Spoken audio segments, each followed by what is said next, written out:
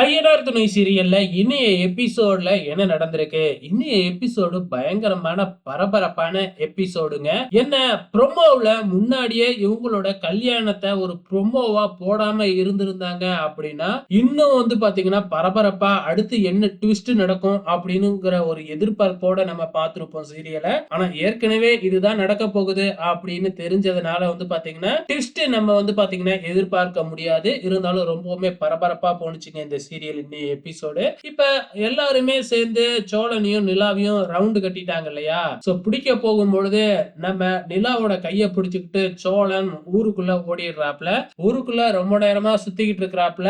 அதுக்கப்புறம் வேற வழியே இல்லாம போலீஸ் ஸ்டேஷனுக்குள்ளாரையும் போயிட்டாங்க. சோ போலீஸ் ஸ்டேஷனுக்குள்ள போனாலும் அவங்களும் போலீஸ் ஸ்டேஷனுக்குள்ள பிரச்சனை பண்ணி சோழனை போட்டு அடி அடின்னு அடிக்கிறாங்க.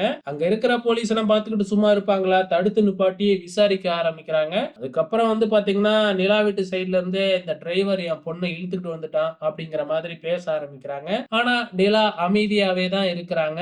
பொண்ணு நிக்கிறத பார்த்தா இழுத்துட்டு வந்த மாதிரி இல்லையே, அதாவே வந்த மாதிரி தானே இருக்கு அப்படின்னு இன்ஸ்பெக்டர் கேட்க, இல்ல அப்படின்னு சொல்லி இழுத்துக்கிட்டு தான் வந்திருக்கான். நாளைக்கு கல்யாணம், இன்னைக்கு ரிசப்ஷன் அப்படின்னு அந்த பொண்ணோட நிலாவோட அப்பா சொல்லிக்கிட்டு இருக்கிறாப்ல. நடுப்புற இந்த சைக்கோ மாப்பிள்ளை வேறையா பாத்தீங்கன்னா நிலா வாடி வாடின்னு கூப்பிட நிலாவுக்கு பயங்கரமா கோவம் பயங்கரமா அந்த இடத்துல ஒரு கை கலப்புலாம் ஆகுது.